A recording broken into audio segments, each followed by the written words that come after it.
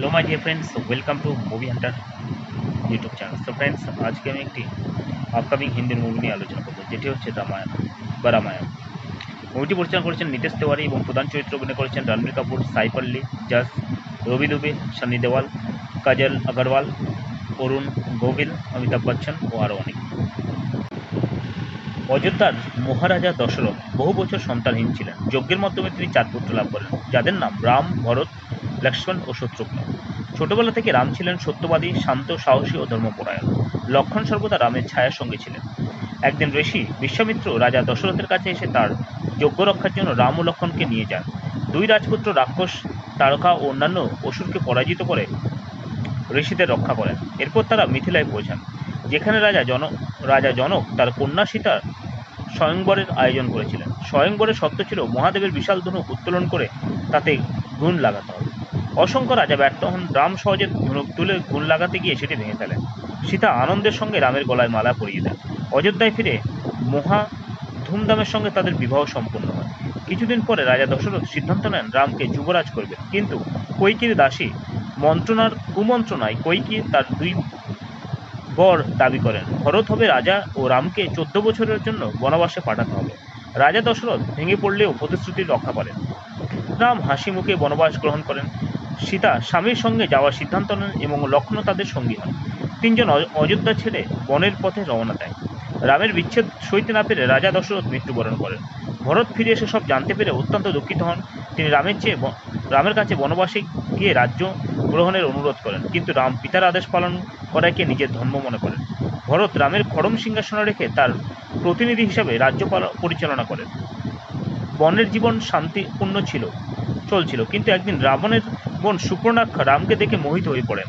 রাম তাকে প্রত্যাখ্যান করলে সে সীতার উপর আক্রমণ করতে যায়। লক্ষ্মণ তার নাক কেটে ফেলে। অপমানিত সুপর্ণাক্ষা রাবণের কাছে গিয়ে প্রতিশোধ নিতে উস্কানি দেন। রাবণ মারিচকে সোনার হরিণের রূপ ধারণ করতে বলেন। সীতা সেই সোনার হরিণ দেখে মুগ্ধ হয়ে রামকে ধরতে বলেন। রাম হরিণের পিছু নিলে মারিচ রামের কণ্ঠের সাহায্যে আর্তনাদ করেন। উদ্বিগ্ন সীতা লক্ষ্মণকে রামের খোঁজে পাঠান। এই সুযোগে রাবণ সন্ন্যাসীর বেশে এসে ভিক্ষা চান। সীতা লক্ষ্মণ রেখা অতিক্রম করলে রাবণ তাকে অপহরণ করে পুষ্পক রথে লঙ্কায় নিয়ে যায়। পথে জটায়ু প্রাণপণ যুদ্ধ করেও রাবণকে থামাতে পারে না। রাম ও লক্ষ্মণ ফিরে এসে সীতাকে না পেয়ে একেবারে ভেঙে পড়েন। জটায়ুর কাছে থেকে সত্য জেনে তারা সীতার সন্ধানে বের হন। পথে তাদের সাক্ষাৎ হয় হনুমান ও সুগ্রীবের সঙ্গে। রাম সুগ্রীবকে তার রাজ্য ফিরে পেতে সাহায্য করেন। কৃতজ্ঞ সুগ্রীব বানর সেনা দিয়ে সীতার খোঁজ শুরু করে। হনুমান সমুদ্র লঙ্ঘন করে লঙ্কায় পৌঁছে অশোক বাটিকায় বন্দিনী সীতার সঙ্গে দেখা করেন। তিনি রামের আংটি দিয়ে আশ্বাস দেন যে রাম খুব শীঘ্রই তাকে উদ্ধার করবেন। এরপর হনুমান লঙ্কায় বহু অংশ ধ্বংস করে আগুন লাগিয়ে ফিরে আসেন। রাম সমুদ্রের উপর নল নীলের সাহায্যে বিশাল সেতু নির্মাণ করেন। বানর ও ভল্লুক সেনা নিয়ে তিনি লঙ্কায় প্রবেশ করেন। শুরু হয় এক ভয়ঙ্কর যুদ্ধে কুম্ভকর্ণ, অধিকায় এবং ইন্দ্রজিৎ একে একে নিহত হন। ইন্দ্রজিতের শক্তিশালী অস্ত্রে লক্ষ্মণ গুরুতর আহত হলেও হনুমান হিমালয় থেকে সঞ্জীবনী পর্বত বহন করে আনেন। সেই ওষুধে লক্ষ্মণ সুস্থ হয়ে পড়ে। শেষে রাম ও রাবণের মধ্যে মহারণ শুরু হয়। বহুদিনের ভয়ঙ্কর যুদ্ধের পর ঋষিদের উপদেশ অনুযায়ী রাম ব্রহ্মাস্ত্র প্রয়োগ করেন। সেই ব্রহ্মাস্ত্রে রাবণের পতন ঘটে। অধর্মের উপর ধর্মের বিজয় প্রতিষ্ঠিত হয়। রাম বিভীষণকে লঙ্কা রাজা করেন এবং সীতাকে উদ্ধার করেন।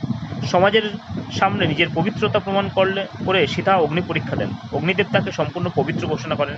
14 বছর এর বনবাস শেষ করে সীতা, লক্ষ্মণ ও হনুমান অযোধ্যায় ফিরে আসেন।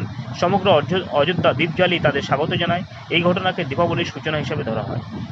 রামের রাজ্যাভিষেক হয় এবং